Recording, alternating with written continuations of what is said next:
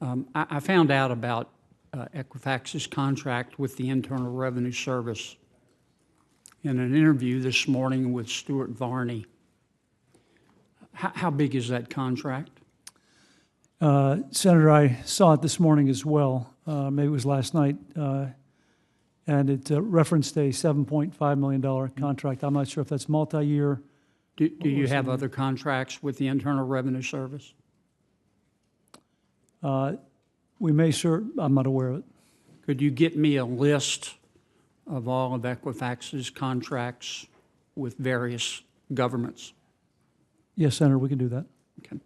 The contract, the $7 million and change contract, does that involve taxpayer information that you would have access to? Senator, it's my understanding, I'm not professed to be deep in this particular contract, it is to prevent fraudulent access to the IRS. But beyond that, if you want more information, we can get that for you. Well, you realize to many Americans right now that looks like we're giving Lindsay Lohan the keys to the minibar.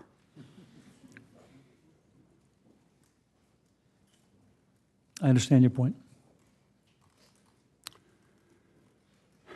Let me ask you about a credit freeze. I went through that. I've frozen my credit at all 4 of the bureaus. I'd like a commitment from you today that you're going to ask your former company, though I think you still own quite a few shares. I want you to make a commitment to putting a free app available to anybody so that you can just go to your app, toggle on and off access to your credit files. Senator, I agree with you. We like that idea. That's going to go live for every American consumer. The end of January 2018, it'll be free for life. So you're committing to do it? Yes, Senator, we've been working on that for months. Okay. This whole unfortunate experience, Mr. Smith, has raised larger issues.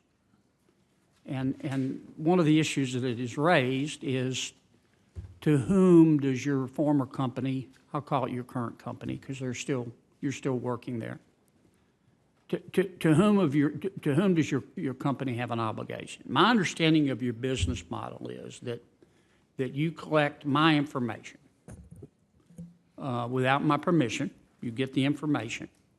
You take it along with everyone else's information and you sell that information to businesses. Is that basically correct? That's largely correct. Okay. And you also have a premium service to monitor the information that you collect about me. So if there's some bad information that you collect about me, you sell me a service to monitor it and correct it. Is that right? Senator, just a clarification, roughly 90% of everything we do is helping banks and others make informed decisions about lending money to consumers. The monitoring you're referring to consumers is a very small piece of what we do. But it just seems incongruent to me that you have my information, you don't pay me for it, you don't have my permission, you make money collecting that information, selling it to businesses, and I think you do a service there, don't misunderstand me. And you also come to me, you can't run your business without me. My data is the product that you sell. And you also offer me a premium service to make sure that the data you're collecting about me is accurate. I mean, I don't pay extra in a restaurant to prevent the waiter from spitting in my food. You understand my concern? I understand your point, I believe, but another way to think about that is the monitoring product that you're referring to, Senator, in the future is far less required if you, as a consumer, have the ability to freeze or lock, as we call it, and unlock your file. And that is free for life. But it's not just the freeze part. What if you have bad information about me? Have you ever Has an agency ever had bad information about you and you had to go through the process of correcting it? Yes, Senator, there's a process that if, Pain in the elbow, isn't it? I mean, the burden is kind of on you. You have my data, which you haven't paid me for. You're earning a good living, which I don't deny you. I believe in free enterprise. I think this is a very clever business model you've come up with. But you're earning your money by selling my data, which you get from me and don't pay me for, to other people.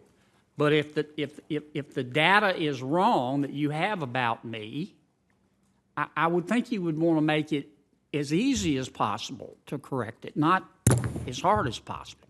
I understand your point, and it's an important point for the entire industry to make the process as consumer-friendly as possible. If there's an error on your utility bill, if there's an error on your bank bill, your credit card statement, to work with consumers to make Well, that. can you commit to me today that Equifax is going to set up a system where a consumer who believes that Equifax has bad information about him can pick up the phone and call a live human being with a beating heart and say, here's this information you have about me that you're selling to other people, you're ruining my credit, and it's not true, and I want to get it corrected. How are you going to correct it?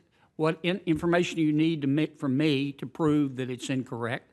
And when are you going to get back to me and give me your name and phone number so I can call you?